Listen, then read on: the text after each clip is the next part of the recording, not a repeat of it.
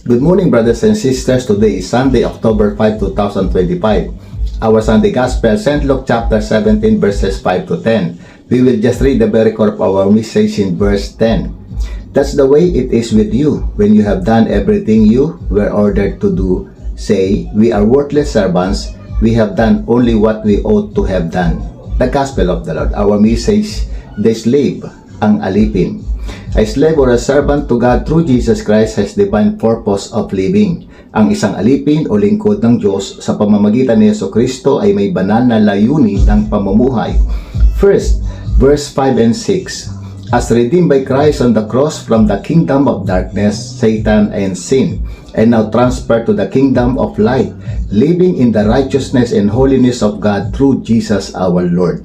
Bilang tinubos ni Kristo sa krus mula sa kaharian ng kadiliman, satanas at kasalanan, at ngayon ay inilipat sa kaharian ng liwanag, namumuhay sa katuwiran at kabanalan ng Diyos sa pamamagitan ni Jesus na ating Panginoon.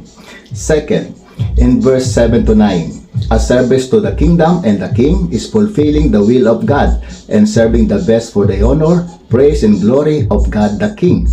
Bilang paglilingkod sa kaharian at sa hari ay pagtupad sa kalooban ng Diyos at paglilingkod ng pinakamainam para sa karangalan, papuri at kaluwalhatian ng Diyos na ating hari. And third, in verse 10, as a gratitude, humility, and importance of the Lord in life is what a servant of God has. Bilang pasasalamat, pagpapakumbaba at kahalagahan ng Panginoon sa buhay ay mayroon ang isang lingkod ng Diyos. Good morning and God bless us all.